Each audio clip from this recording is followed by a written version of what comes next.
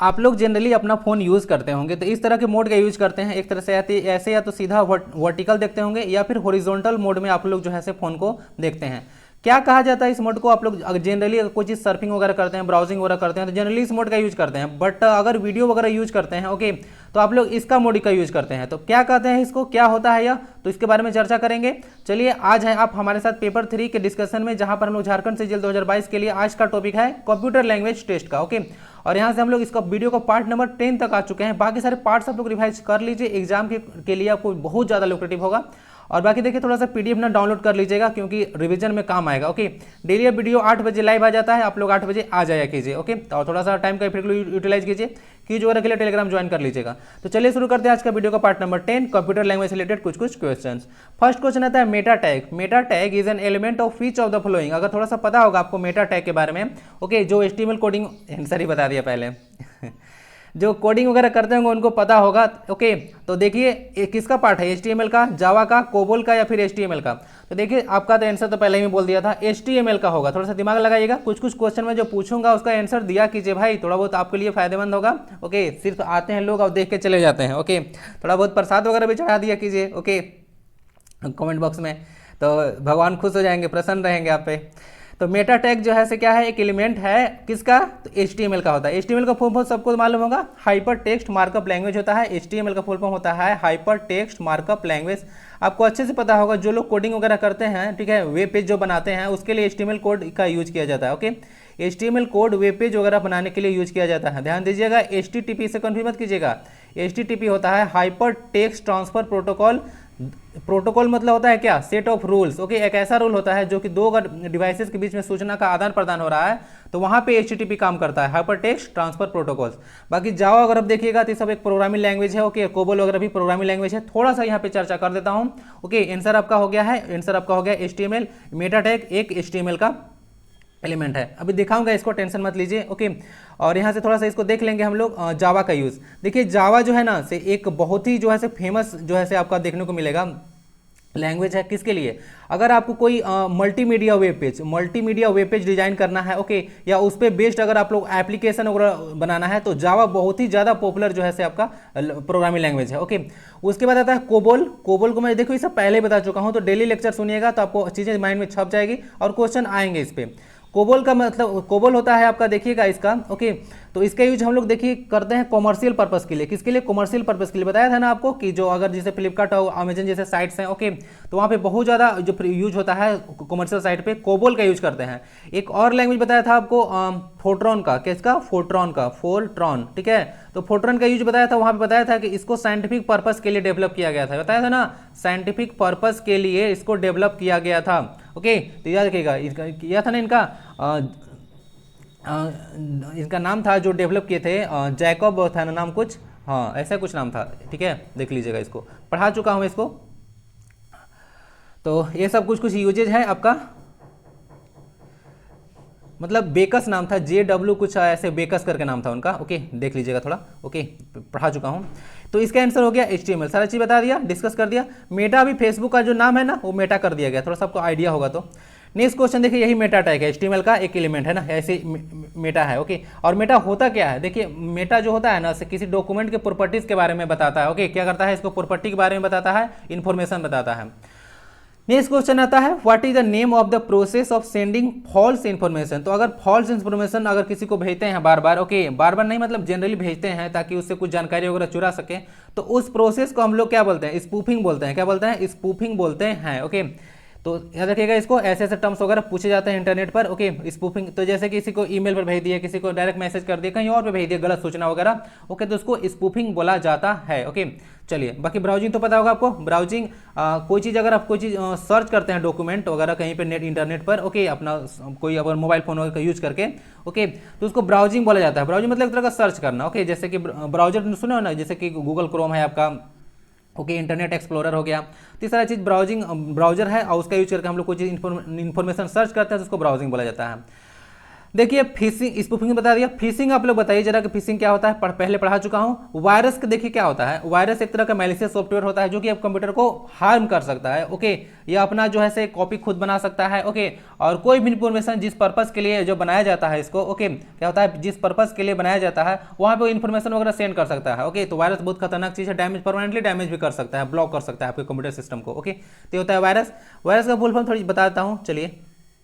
इसका होता है viral information resource under seize.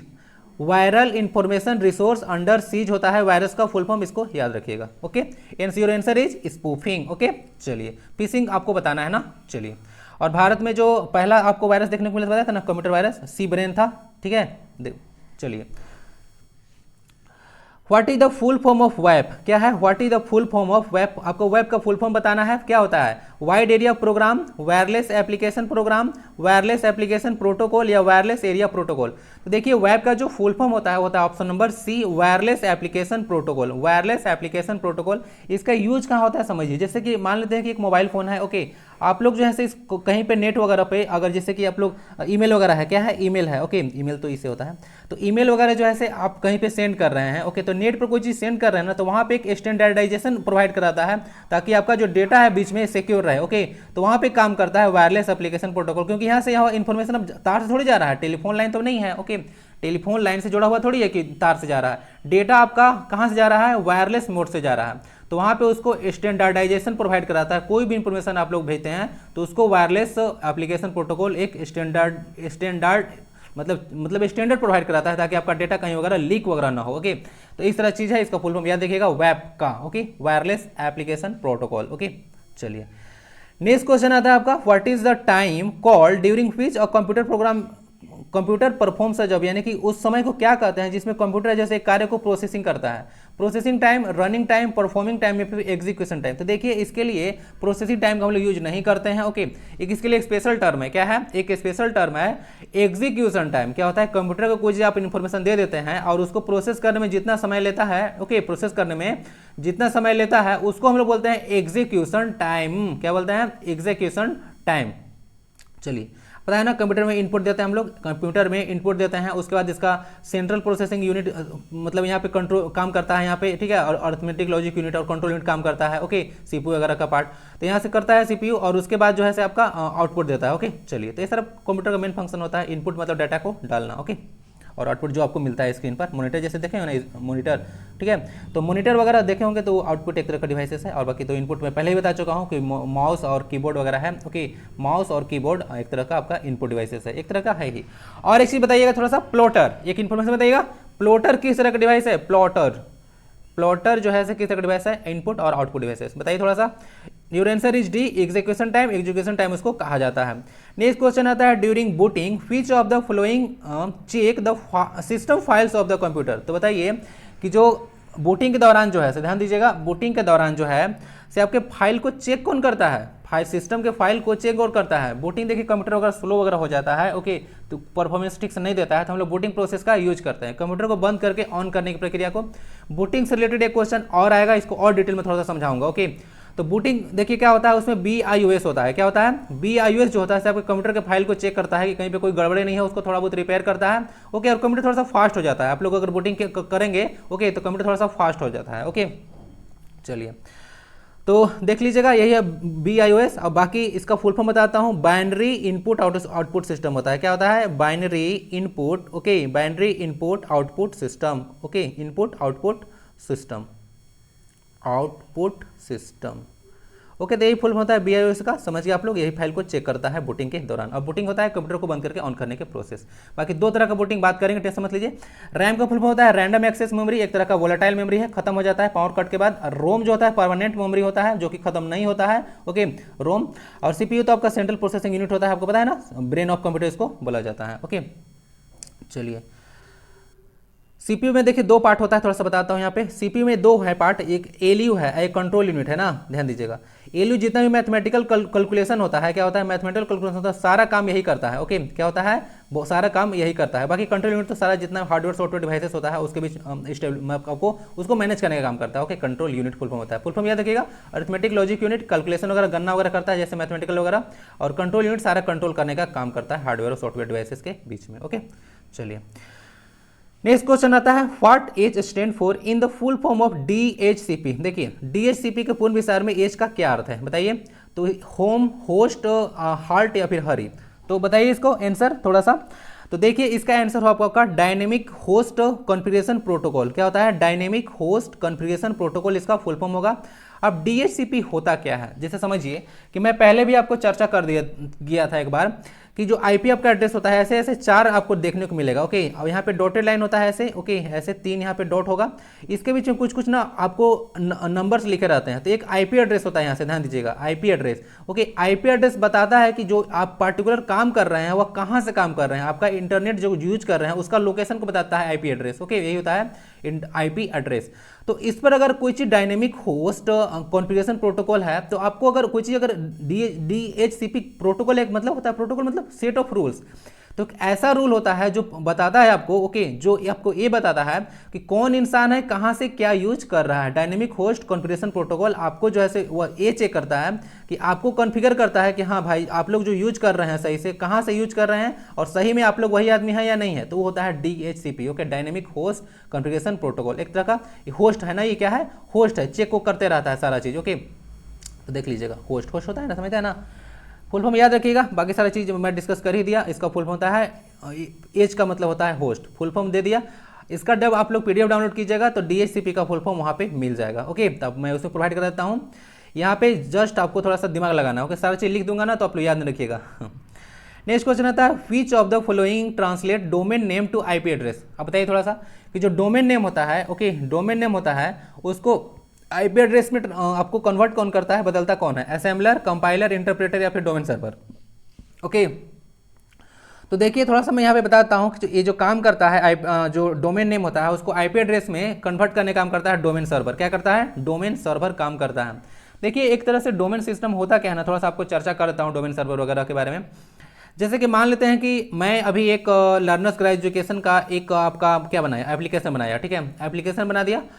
यहाँ पे आप लोग जब उसका आप वेब पेज खोलिएगा, ओके पेज खोलिएगा तो आपको इस तरह का दिखेगा, इस तरह का इंटरफेस दिखेगा। एक ऑप्शन में आपको मिलेगा यहाँ पे साइन अप लगेगा, आपका 2 ऑप्शन रहेगा यहाँ पे लॉगिन का या फिर यहाँ पे साइन अप का ऑप्शन रहेगा, रहता है ना ऐसा।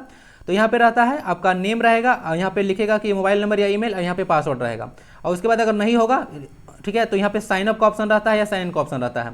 तो ऑलरेडी आप लोग रजिस्टर करके रखे होंगे तो साइन इन दिखेगा, और नए रजिस्टर किए होंगे तो आपका साइन अप दिखेगा। तो फर्स्ट ऑफ ऑल जब साइन अप कीजिएगा तो सारा डेटा वगैरह आपसे मांगा जाएगा कि आपका नाम क्या है, मोबाइल नंबर क्या है, और जितना डेटा यहाँ डालिएगा ना वो सारा सिस्टम मैं इसको यहाँ पे स्टोर करके रख दूंगा। ओके, डेटा जो है सारा ऐसा सिस्टम होता है कि डाटा आपका सारा स्टोर यहाँ रहेगा। सेकेंड टाइप जब साइन इन कीजिएगा, ओके क्या होता है, साइन इन कीजिएगा, ओके तो उसके बाद क्या है कि आपको इसका जांच करेगा कि मोबाइल नंबर सही डाल रहे हैं या पासवर्ड सही डाल रहे हैं। उसका साइन इन कीजिएगा तो यहीं से जाएगा तुरंत, ओके डोमेन सर्वर के पास, और उसके बाद चेक करेगा तुरंत कि आपने सही इन्फॉर्मेशन डाला है या नहीं डाला है। नहीं डालिएगा तो आपको एक्सेस जैसे डिनाई कर देगा वो। ओके, तो यही है, समझ लीजिएगा, यही जो है आपका डोमेन नेम को IP एड्रेस में कन्वर्ट करने का काम यहाँ पे डोमेन सर्वर करता है। थोड़ा सा ही फंक्शन में बता दिया कि ऐसे ऐसे काम करता है। तो ये डोमेन सर्वर के बारे में हो गया जानकारी आपको। ओके, चलिए आंसर इज डी। नेक्स्ट आता है, which was the first Indian to take the degree of PhD in computer science. ध्यान दीजिएगा, तो देखिए आपको थोड़ा सा इसको पता होना चाहिए, ऐसे भी क्वेश्चन थोड़ा पूछ सकते हैं क्योंकि देखिए फर्स्ट है और कंप्यूटर के मतलब क्षेत्र में आपसे कंप्यूटर पूछा जा रहा है, तो सब थोड़ा बहुत जानकारी होना चाहिए। ओके, जैसे कि 12 वगैरह में आप लोग गए होंगे, अगर थोड़ा सा देखे होंगे, ओके तो 12 वगैरह में जाते हैं तो वहाँ 11 अच्छा I के पावर 7 का वैल्यू पूछ देता है। आयोटा जो होता है, आयोटा पता है ना, जो आपका कॉम्प्लेक्स नंबर आता है, थोड़ा सा मैथ्स की बात है, तो I7 का वैल्यू पूछ देता है। तो ऐसा पूछता क्यों है? तो अगर भाई आप अगला क्लास में चले गए हैं तो एग्जामिनर आपसे जांच करना चाहता है कि आपको छोटी छोटी चीज़ें भी मालूम है या उसको फिर निकल गए हैं समझे? तो थोड़ा थोड़ा छोटी छोटी जानकारी भी आपको जो है लेना चाहिए, क्योंकि छोटी छोटी जानकारी ही आपको महान बनाती है। ओके, महान ज़्यादा बनने के लिए कुछ बहुत बड़ा काम नहीं करना होता है, छोटा छोटा स्टेप लीजिए आप महान बन जाइएगा। ओके, तो चलिए बीच बीच में थोड़ा सा मोटिवेशन डोज भी देते रहता हूँ। ओके, जरूरी है भाई। तो चलिए PhD करने वाले फर्स्ट बताइए कंप्यूटर साइंस में कौन थे। ओके, तो आपका थे डॉक्टर राज रेड्डी। क्या होता है? डॉक्टर राज रेड्डी, तो याद रखिएगा इनको, डॉक्टर राज रेड्डी। और इनको एक प्राइज होता है ट्यूरिंग। क्या होता है? ट्यूरिंग प्राइज, TURING, ठीक है, क्या है? ट्यूरिंग प्राइज इनको दिया गया था। ओके, और थोड़ा सा देखिएगा ना तो ट्यूरिंग प्राइज जो है आपका इसको कंप्यूटर साइंस का जो है ना नोबेल प्राइज बोला जाता है, कंप्यूटर साइंस का नोबेल प्राइज बोला जाता है। जो ट्यूरिंग अवार्ड है उसको कंप्यूटर साइंस का नोबेल प्राइज बोला जाता है। पता है नोबेल प्राइज आप लोग को 6 क्षेत्र में जनरल देने दिया जाता है, ओके, नॉर्वे और आपका जो ओस्ले में, ओके, सिर्फ शांति का ओस्ले में दिया जाता है। तो उसी तरह से ट्यूरिंग जो अवार्ड है वो कंप्यूटर साइंस का नोबेल कहा जाता है। उसी तरह से जैसे कि एबेल प्राइज दिया जाता है ना, एबेल प्राइज आपको याद होगा, एबेल प्राइज मैथमेटिक्स में दिया जाता है, ओके। तो उसी तरह से ट्यूरिंग अवार्ड कंप्यूटर साइंस में दिया जाता है, ओके। तो इसको बोला जाता है कंप्यूटर साइंस का नोबेल प्राइज, ट्यूरिंग अवार्ड को, ओके। अच्छा, ट्यूरिंग अवार्ड है ना एक फेमस पर्सनालिटीज के नाम पर है, बताइएगा थोड़ा सा ट्यूरिंग अवार्ड। नेक्स्ट क्वेश्चन आता है, अच्छा हाँ, अब पीएचडी का प्रूफ होता है doctor of philosophy, okay, doctor of philosophy, PhD. What is the difference between maximum and minimum time of frequency, ध्यान दीजिएगा, maximum and minimum time of frequency used in data transmission code. Simplify करता हूँ, data जो transmission करते हैं, संचरण करते हैं एक जगह दूसरी जगह, उसमें प्रयुक्त होने वाले आवृत्ति यानी कि फ्रीक्वेंसी की उच्चतम और निम्नतम सीमा के बीच का अंतर क्या कहलाता है, बताइए जरा। Band length, frequency length, band capacity या फिर बैंड विड्थ, क्या होना चाहिए? तो इसका सही आंसर आपका बैंडविड्थ होगा, ठीक है। आप थोड़ा सा देख लीजिएगा यहाँ से बैंडविड्थ होता क्या है, यहाँ से देख लीजिएगा बैंडविड्थ में यहाँ से जो मैक्सिमम मिनिमम फ्रीक्वेंसी होता है, मैक्सिमम मिनिमम फ्रीक्वेंसी, ओके, उसके बीच के लेंथ को बैंडविड्थ बोला जाता है। तो लो बैंडविड्थ का एग्जांपल है, या किसमें देखिए बहुत ज़्यादा लंबा है, ठीक है, तो ये हाई बैंडविड्थ का एग्जांपल है। तो इस तरह से बैंडविड्थ यूज करते हैं, ठीक है, हाई फ्रीक्वेंसी और लो फ्रीक्वेंसी के बीच, ओके। चलिए नेक्स्ट क्वेश्चन आता है 10th number, the magnetic drive which can be use for both reading and writing. तो बताइए कि रीडिंग और राइटिंग दोनों के लिए जो यूज हो सकता है वह कौन है? Blu ray disc, floppy disk, Bernoulli disk drive या एसडी कार्ड, ओके। क्या होता है? Bernoulli disk drive. तो चलिए इसका आंसर आपका होगा बर्नौली डिस्क ड्राइव। क्या हो गया? Bernoulli disk drive. उसमें रीडिंग और राइटिंग दोनों कर सकते हैं हम लोग, ओके, रीडिंग और राइटिंग दोनों कर सकते हैं, ओके। चलिए तो आंसर हो गया Bernoulli disk drive. SD card क्या होता है? एसडी कार्ड आप लोग को देखिएगा तो आप लोग यूज किया है मोबाइल फोन में वगैरह, मेमोरी कार्ड वगैरह, तो एक तरह का मेमोरी कार्ड होता है एसडी कार्ड, ओके। तो चलिए एक तरह का स्टोरेज डिवाइसेस है, ओके, स्टोरेज डिवाइसेस पढ़ना है आपको। बाकी सारा स्टोरेज डिवाइसेस है, आपको ब्लू रे डिस्क और फ्लॉपी डिस्क ये सारा भी स्टोरेज डिवाइसेस है। फ्लॉपी डिस्क का कैपेसिटी याद रख लेना, बहुत इंपॉर्टेंट रहता है, 1.44 MB। और जो फर्स्ट वायरस आया था भारत में सी ब्रेन, तो वह फ्लॉपी डिस्क को ही अफेक्ट किया था, आपको याद होगा। MS word is a which type of software? MS word जो है किस तरह का सॉफ्टवेयर है? यहाँ पे मैं ये नहीं बात कर रहा हूँ कि एप्लीकेशन सॉफ्टवेयर है या सिस्टम सॉफ्टवेयर है, ओके, तो बहुत चर्चा कर चुका हूँ। यहाँ पे बात कर रहा हूँ कि किस तरह का काम करता है, या वर्ड प्रोसेसिंग काम करता है, ऑपरेटिंग सिस्टम का काम करता है, वेब ब्राउजर है या एंटीवायरस है? क्या है? एंटीवायरस। तो देखिए MS वर्ड का नाम से ही है वर्ड, वर्ड मतलब लिखने पढ़ने का सारा काम किया जाता है इसमें, समझे, बहुत सारा डेटा, मतलब डेटा नहीं, लिखने का काम किया जाता है, टाइप करते हैं हम लोग वर्ड में, ठीक है। क्या होता है? वर्ड में, ओके, देखिएगा इसको, ओके, देखिएगा इसको MS वर्ड में अगर टाइप कीजिएगा तो आपको जो है ये सब तरह का फाइल वगैरह देखने को यहाँ पे मिलेगा। इसमें बहुत सारा चीज़ लिखा हुआ रहता है डॉक में, ओके, DOC मतलब फाइल एक्सटेंशन है उसमें। तो इसमें एक वर्ड प्रोसेसिंग सॉफ्टवेयर है। क्या है? वर्ड प्रोसेसिंग, मतलब उसमें लिखने वगैरह का काम करते हैं। ऑपरेटिंग सिस्टम नहीं है, वेब ब्राउजर नहीं है, ओके, एंटीवायरस नहीं है। वायरस का फुल बताया था ना, viral information resource under seize, seize, seize SEIJD हो ना, वो वाला सीज बोल रहा हूँ। आंसर आपका हो गया वर्ड प्रोसेसिंग। वर्ड प्रोसेसिंग है, लिखने का काम इसमें किया जाता है, टाइप वगैरह करते हैं आप लोग। The correct type of file extension is MS word. देखिए MS वर्ड से क्वेश्चन ज़्यादा लाऊँ, MS वर्ड देखिएगा तो पूरा आपका सिलेबस में मेंशन है। तो MS वर्ड में फाइल का जो एक्सटेंशन है वह होता है आपका DOC। क्या होता है? DOC। देखिए DOC फाइल एक्सटेंशन होता है, ध्यान दीजिएगा। मैं चर्चा कर रहा था कि MS एक्सेल में कोई अगर फाइल आप बनाते हैं, ध्यान दीजिएगा, कोई फाइल बनाते हैं, ओके, कभी कभी देखिएगा कि आपको कोई फाइल भेज रहा है ना, तो फिर कोई फाइल भेज रहा है तो उसके लास्ट में DOC लगा होता है। क्या होता है? DOC लगा होता है। तो उस तरह का फाइल एक्सटेंशन होता है कि यह किस तरह का फाइल है, ओके, बताता है उसके बारे में। जैसे कि मैं आपको जब टेलीग्राम में प्रोवाइड कराता हूँ इसका, ओके, तो डॉक्यूमेंट, तो उसमें .PDF लिखा रहता है। इसका मतलब होता है पोर्टेबल डॉक्यूमेंट फॉर्मेट, यानी कि PDF के फॉर्म में, आप इसको जानते होंगे। तो यही फाइल टाइप को पता करने के लिए, ठीक है, उसको बिना ओपन किए हुए हमको पता करने के लिए यूज करते हैं, ठीक है, फाइल एक्सटेंशन का। तो इसको DOC और PDF बोला जाता है, मतलब ऐसे बहुत सारा फाइल एक्सटेंशन होता है। तो इसका जो है ना DOC होता है, ऐसे आपका correct type of file extension है MS वर्ड में, ध्यान दीजिएगा DOC। बाकी सारी चर्चा करूंगा, टेंशन मत लीजिए। DOC जो है आपका फाइल एक्सटेंशन है, ओके, DOC फाइल एक्सटेंशन है, ओके। चलिए तो देख लीजिएगा आंसर आपका DOC हो गया। और ठीक है, डिफॉल्ट भी बोलेगा तो आपका आंसर यही होना चाहिए ना। नेक्स्ट यहाँ पे खाली क्यों है? Which option is not available in MS office button? MS office button बोला जा रहा है कि MS ऑफिस बटन में आप लोग देखिएगा तो कौन सा जो है से आपका ऑप्शन नहीं होता है। तो इसके लिए मैं आपको सीधे कंप्यूटर के स्क्रीन पे ले चलता हूं, ओके, मतलब कंप्यूटर नहीं है, मतलब कंप्यूटर की स्क्रीन में है। ध्यान दीजिएगा, जो आपका MS ऑफिस बटन है, ध्यान दीजिएगा, जो MS ऑफिस बटन पूछा है पहले उसको समझ में आना चाहिए क्या होना चाहिए। तो इस तरह का जो आइकन दिख रहा है ना यहाँ पे, जब आप वर्ड खोलते होंगे तो इस तरह का आइकन सबसे शुरू में दिखता है, तो उसको MS वर्ड बटन बोलते हैं। क्या बोलते हैं? MS word button. तो उसको जैसे खोलिएगा ना, देखिएगा न्यू ऐड करना है, ओपन करना है, सेव करना है, सेव एज करना है, प्रिंट करना है, ओके, प्रिपेयर करना है, सेंड करना है, पब्लिश करना है, क्लोज करना है। तो ये सारा चीज जो है ना सब आपको ऑप्शन देखने को मिलेगा। तो यहाँ से खोल लीजिए कि कौन सा ऑप्शन नहीं है, देख लीजिएगा, new, open, save as, print सारा है, कौन नहीं है। तो यहाँ पे देख लीजिएगा बोल्ड ऑप्शन नहीं है। क्या है? बोल्ड ऑप्शन नहीं है। बोल्ड जो होता है ना एक तरह का क्या होता है, एक तरह का आपका देखिएगा तो जो आप लोग करते होंगे मतलब एक तरह का जो है से हम लोग कोई भी लेटर को, ठीक है, लेटर को थोड़ा सा डार्क मोड में कर देते हैं, उसको हम लोग बोल्ड बोलते हैं। क्या बोलते हैं? बोल्ड बोलते हैं। चलिए, तो बाकी सारा यही आंसर हो गया। बोल्ड नहीं होता है, आप अच्छा से यहाँ से देख सकते हैं, सारा कंप्यूटर खोलिएगा तो ऐसे आपको मिलेगा। तो ये सारा यही है आपका MS ऑफिस बटन। तो उसमें ऑप्शन ये सारा नहीं देखने को मिलता है, ओके, मतलब बोल्ड नहीं देखने को मिलेगा, बाकी सारा यहाँ पे मिल जाएगा, ओके।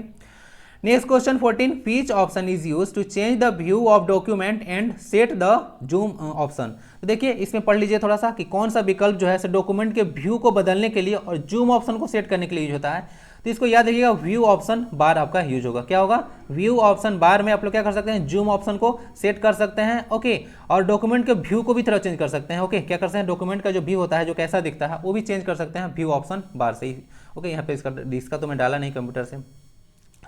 आप थोड़ा सा जूम के बारे में जानते हैं ना, जूमिंग प्रोसेस होता है जिसमें क्या होता है, एक बहुत ज़्यादा बड़ा होता है फिर छोटा करते हैं, बड़ा छोटा मीडियम साइज में करते रहते हैं, इसको जूमिंग बोलते हैं, बड़ा छोटा करना, उसको जूम प्रोसेस बोलते हैं, ओके। आंसर आपका व्यू ऑप्शन बार हो गया। नेक्स्ट क्वेश्चन आता है, to centre the selected test which shortcut key is used. ध्यान दीजिएगा, यहाँ पे बहुत सारे शॉर्टकट की कंप्यूटर पर यूज होता है। अब शॉर्टकट की का यूज क्या है, आपको टाइम को यहाँ से किल होने से बचाता है शॉर्टकट की, ओके। कमांड होता है कि आप लोग कंप्यूटर को देते हैं तो डायरेक्टली उस फंक्शन को परफॉर्म कर देता है, ओके।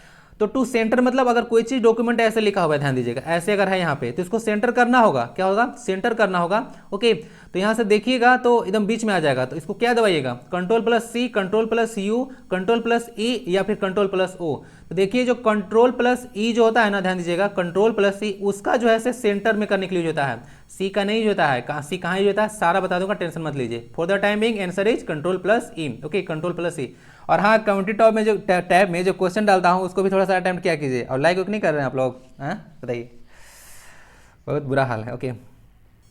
चलिए अच्छी बात है, मैं तो मतलब बोलूँगा ही नहीं आप लोग को, ओके, जो जैसी आपकी इच्छा है भाई कीजिए। तो Ctrl+E आपका यूज हो गया यहाँ पे, ओके। आपका सेंटर सेलेक्टेड टेस्ट को शॉर्टकट की यूज होगा। एक क्वेश्चन ऐसे और भी पूछते हैं कि अगर कोई वर्ड पे आपका कर्सर है, ध्यान दीजिएगा, कोई वर्ड यहाँ पे है, मेरा क्या है, मेरा एक वर्ड है यहाँ पे मेटा, क्या है, मेटा, मेरा कर्सर यहाँ पे है। अगर इसको हमको सिलेक्ट करना है तो क्या करेंगे, तो आप जो है ना माउस को लेफ्ट क्लिक 2 बार क्लिक कीजिएगा ना, 3 हो गया ना, 2 बार क्लिक जैसे ही कीजिएगा तो ऐसे ही पूरा जो वर्ड है सिलेक्ट हो जाएगा। तो इसको याद रखिएगा, ओके। चलिए, और सिलेक्टेड वर्ड को डिलीट करना है तो या तो डिलीट कर दीजिए या तो बैक स्पेस कर दीजिए, हो जाएगा डिलीट, ओके।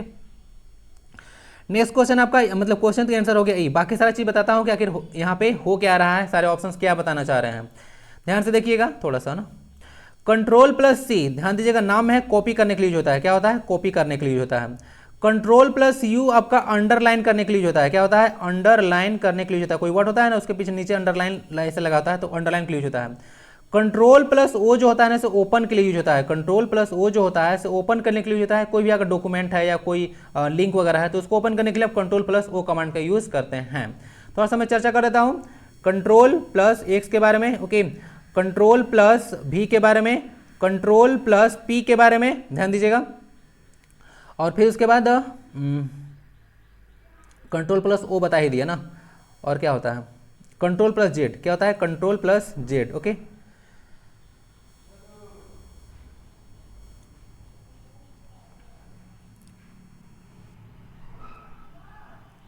Ctrl+X इसके लिए होता है, ध्यान दीजिएगा। अगर आप Ctrl+X यूज करते हैं तो वहाँ पे ऑप्शन आता है कट का। क्या आता है? कट का। Ctrl+C तो बता दिया ना, कॉपी का। तो Ctrl+C X कट होगा, Ctrl+V जो होगा आपका पेस्ट होता है। क्या होता है? पेस्ट होता है। ध्यान दीजिएगा, Ctrl+P अगर बोल देगा कि क्या पेस्ट होता है तो नहीं भाई, Ctrl+V होता है, ऐसे पेस्ट होता है, P नहीं, P फॉर प्रिंट होता है। ध्यान दीजिएगा, Ctrl+P जो होता है कमांड प्रिंट करने के लिए होता है, और Z मतलब होता है Ctrl+Z को अंडू करने के लिए होता है। अंडू मतलब अंडू, जो किए हैं उसको फिर से शुरू में कर दीजिए, यानी कि इनिशियल पोजीशन पहुंचा दीजिए। तो ये सारा कुछ शॉर्टकट की होता है, बता दिया, याद रखिएगा। बाकी थोड़ा सा देख लीजिएगा, मैं आगे चर्चा कर दूंगा। ओके, आंसर आपका कंट्रोल प्लस ई हो गया ना। चलिए नेक्स्ट क्वेश्चन की ओर मूव करते हैं। और नेक्स्ट क्वेश्चन आता है आपका, to save the document for the first time which option is used, which option is used. ध्यान दीजिएगा, थोड़ा सा मैं आपको पीछे लेकर चलूँ, देखिए थोड़ा सा यहाँ पीछे लेकर चलूँ तो देखिएगा यहाँ से थोड़ा सा कहाँ गया, या देख लीजिए थोड़ा सा। आप लोग अगर कोई काम यहाँ पे कर रहे हैं, देखिए आपका एमएस वर्ड खुला हुआ था ना। ओके, एमएस वर्ड खुला हुआ है, इसमें आप कोई चीज़ काम कर रहे हैं, तो इसको अगर फर्स्ट टाइम सेव करना होता है ना तो आपको सेव एज करना होता है। क्या होता है, फर्स्ट टाइम अगर यूज करते हैं इसको सेव करना होता है तो इसको सेव एज यूज करते हैं। आप लोग क्या करते हैं, सेव एज यूज करते हैं। क्यों सेव एज यूज कीजिएगा तो आपको यह आपको ऑप्शन प्रोवाइड करा देगा कि पार्टिकुलर डॉक्यूमेंट टाइप है। ओके, इसमें डीओसी होता है ना, तो इसका डीओसी जो डॉट है, ओके डीओसी डॉट है, उसके पहले इसको नाम क्या देना है। ओके, नाम क्या देना है आपका, okay English language 2, English language 3, paper 1, paper 3, क्या आप डॉक्यूमेंट बना कर रखे हैं इसका नाम यहाँ पे दिया होगा। तो उसके लिए जो ऑप्शन प्रोवाइड करेगा वो सेव एज करेगा, सेव नहीं करेगा। ओके, सेव ऑलरेडी जो फाइल है, ऑलरेडी फाइल है उसको जो है से मतलब मैं इसका नाम कर दिया। अब उसके बाद कुछ काम करूंगा ना, जैसे ही मैं सेव करूंगा ना, जैसे ही मैं सेव करूंगा ओके तो ऑटोमेटिकली सेव हो जाएगा। अब इसके लिए तो आप लोग कंट्रोल प्लस एस भी दबा दीजिएगा, डायरेक्ट तो सेव हो जाएगा। ओके, कंट्रोल प्लस से एस दबा दीजिएगा तो भी आपका सेव हो जाएगा। ओके, चलिए तो देख लीजिए आपने, तो सेव एज का ऑप्शन आपको वो प्रोवाइड कराता है, समझ चुके होंगे अच्छा से। ओके, तो क्या आ जाएगा, सेव एज ऑप्शन का आप लोग यूज कीजिएगा, ऑप्शन नंबर सी। ओके, तो चलिए ऐसे ऐसे क्वेश्चन में आप लोग पूछे जाते हैं। एमएस वर्ड आप लोग तो पूरा है सिलेबस में मेंशन है। अब जो क्वेश्चन था आपका कि जो वहाँ पे शुरू में चर्चा किया था कि पोर्ट्रेट और लैंडस्केप मोड क्या होता है कंप्यूटर में, ओके या फिर मोबाइल में। ओके, बहुत सारा यूज होता है यहाँ पे। तो देखिए पोर्ट्रेट और लैंडस्केप मोड जानने के लिए थोड़ा सा डायग्राम तो गायब हो गया, वहीं पे था आपको डायग्राम डाल के दे दूंगा। ओके, चलिए समझा देता हूँ।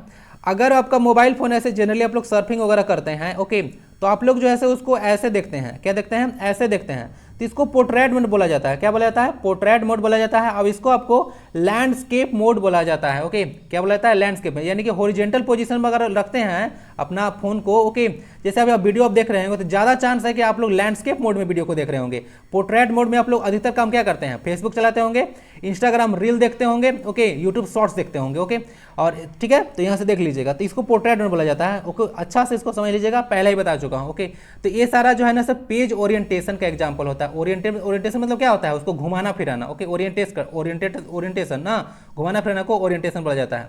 तो एक ऐसे होता है ओरिएंटेशन, एक ऐसे होता है, तो दो तरह का ओरिएंटेशन होता है। ओके, पोर्ट्रेट मोड और लैंडस्केप मोड, ये सब ओरिएंटेशन के एग्जांपल है, यूज करते हैं। अब जनरली देखिएगा ना, पोर्ट्रेट मोड में आपका जो होता है यहाँ से और देखिएगा तो ये आपका होता है 9:16 का रेशियो। क्या होता है, जनरली सबसे जो फेमस है 9:16 का रेशियो है। और ये लैंडस्केप मोड में ना थोड़ा 16:9 का रेशियो। जैसे कि मैं जब पीपीटी बनाता हूँ और इसके लिए थंबनेल लगाता हूँ तो 16:9 का ही रेशियो मैं थंबनेल लगाता हूँ। ओके, तो लैंडस्केप मोड में यही काम करता है, पोर्ट्रेट मोड में 9:16 काम करता है। जनरली ऐसे तो बहुत सारा चलता है। ओके, एग्जाम्पल क्या हो गया आपका, पेज ओरिएंटेशन का एग्जाम्पल हो गया। ओके, अब ऐसे पूछेगा कि वर्टिकल पोजीशन है तो क्या बोलेगा, तो वर्टिकल को आप लोग पोर्ट्रेट और हॉरिजॉन्टल को लैंडस्केप मोड बोलेगा। तो समझ में आ चुका है ना, नहीं आएगा तो भाई कमेंट बॉक्स ओपन है, कोई टेंशन लेना है, टेंशन मत लीजिए। पहले आप कोई समझ जानते हैं ना, इसको आप लोग क्या बोलते हैं और इसको क्या बोलते हैं। देखिए, इसको हम लोग फीट बोलते हैं, इसको इंच बोलते हैं ना। याद रखिएगा, अगर कोई चीज़ 2 फीट 10 इंच है तो इसको ऐसे लिखते हैं, 2 फीट 10 इंच। थोड़ा सा इसको पता होना चाहिए ना ऐसे मैथ में। तो बोल रहा है ना कि स्मॉलेस्ट जो आपका विड्थ होता है कॉलम का एमएस वर्ड में, जो कॉलम होता है ना ऐसे ऐसे ऐसे ऐसे। ओके, तो इसका चौड़ाई होता है, ये वाला चौड़ाई। ओके, क्या होता है, चौड़ाई होता है। तो ये ज़्यादा चौड़ा हो गया, देखिए ज़्यादा चौड़ा हो गया, तो इसको बोलते हैं, क्या बोलते हैं, इसको बोलते हैं विड्थ। ओके, तो क्या होता है कि इसका चौड़ाई आप छोटा कम से कम कितना कर सकते हैं भाई, क्या होता है कम से कम कितना कर सकते हैं, कितना 2 इंच, 1.5 इंच, 0.5 इंच या फिर जो है से 1 इंच। क्या होगा इसका, देखिए सबसे जो आपका कम है, ओके 0.5 इंच तक आप लोग कर सकते हैं। क्या होता है, 0.5 इंच तक कर सकते हैं। ओके, उससे कम नहीं कर सकते हैं। 1 इंच में बताया था ना, 1 इंच में 2.54 सेंटीमीटर होता है, तो इससे कम इसका जो है ना विड्थ नहीं हो सकता है। तो answer is C. Next question को मूव करते हैं। अच्छा देखिए ना, गड़बड़ लग गया है, वहाँ जो पेज ओरिएंटेशन लगाना था उसको वहाँ लग गया यहाँ पे। ओके, जिसको सही करके प्रोवाइड करा दूंगा। नेक्स्ट क्वेश्चन आता है, which file format can't be added या use to in the word document, यानी कि वर्ड डॉक्यूमेंट में कौन सा जो है से जो फाइल फॉर्मेट है ऐड नहीं किया जा सकता है या फिर नहीं जोड़ा जा सकता है, बताइए। PNG, GIF, KPZ, JPG। Okay, क्या होता है, तो देखिए KPZ फाइल हम लोग ऐड नहीं कर सकते हैं। बाकी आप लोग PNG GIF वगैरह देखे होंगे, ये सब इमेज का फॉर्मेट होता है, तो सारा चीज़ को हम लोग व्यू यूज कर सकते हैं एक्सेप्ट KPZ का यूज करके। तो KPZ फाइल जो है हम लोग यूज नहीं कर सकते उसमें। KPZ का जरा फुल फॉर्म बताइएगा, बताइए जरा, आपको सब दूंगा। KPZ का फॉर्म बताइएगा, और अगर हो सके तो सारा का भी लिखिएगा। पहले पढ़ा चुका हूँ ये सारा चीज़ ना, फाइल फॉर्मेट में बहुत पढ़ा चुका हूँ। और ये याद रखिएगा, बहुत इंपॉर्टेंट क्वेश्चन है। वर्ड डॉक्यूमेंट में, वर्ड पता था ना, MS वर्ड, तो MS वर्ड में जो है MS वर्ड में हम लोग इसको नहीं ऐड कर सकते हैं KPZ फाइल को। ओके, फुल फॉर्म अगर हो सके तो बताइएगा, बाकी नहीं बताना होगा तो PDF डाउनलोड कर लीजिएगा, वहाँ पे मिल जाएगा। विच of the following option is not available, देखिए यहाँ पे गड़बड़ हो गया, अच्छा थोड़ा सा ना यहाँ पे स्पेस छूट गया, स्पेस देना था। विच of the following option is not available on the clipboard. ध्यान दीजिए क्लिपबोर्ड आखिर होता क्या है। जैसे कि आप लोग बहुत सारा यूज किए होंगे, अगर मान लेते हैं कि आप लोग पेटीएम के लिए कोई चीज़ जो है ना से आप लोग का मतलब वहाँ पे आप वेरीफाई किए, ओके, मतलब कोई साइट पर गए, उसके लिए कोई चीज़ परचेज किए, पेटीएम का आपने UPI कोड डाला, ठीक है, क्या डाला, UPI जो कोड होता है डाला आपने, ठीक है। तो अगर आपने UPI कोड डाला, ओके, तो उसके बाद क्या हुआ कि वो जो है आपको एक लिंक जो है आपके मोबाइल फोन पे भेज दिया, या फिर OTP भेज दिया, ओके, OTP भेज दिया 23578, ओके, इतना भेज दिया, 6 डिजिट हुआ, 6 डिजिट, तो इतना आपको भेज दिया, क्या हुआ, इतना आपको भेजा। तो इतना अगर भेजा तो इसको आप लोग देखिएगा तो वहाँ पे कॉपी का जस्ट ऑप्शन देता है। तो जब आप कॉपी करते हैं तो आखिर रहता कहाँ है, तो आपका जो है ना से क्लिपबोर्ड पे रहता है। क्या होता है, क्लिपबोर्ड पे रहता है। तो जहाँ भी अगर यहाँ से जैसी कॉपी कीजिएगा ना, आपका जो आपका देखिएगा कीबोर्ड होगा मोबाइल का, उसको यहाँ पर शो करने लगेगा यहाँ पे, ओके। अब जैसे इस पर क्लिक कीजिएगा ना, तो ऐसे ही ऐसे जाके आपको जो है आपको क्या हो जाएगा, जैसे क्लिक कीजिएगा तब जाके वहाँ पे तुरंत पेस्ट हो जाएगा। तो जो कॉपी करने के बाद जो डेटा सेव रहता है ना, तुरंत वो क्लिप बोर्ड में सेव रहता है। कहाँ पे रहता है, क्लिप बोर्ड में सेव रहता है। तो ध्यान दीजिएगा, यही बोला कि क्लिप बोर्ड पर कौन सा ऑप्शन नहीं होता है, तो बताइए, कट, कॉपी, पेस्ट या पेज सेटअप।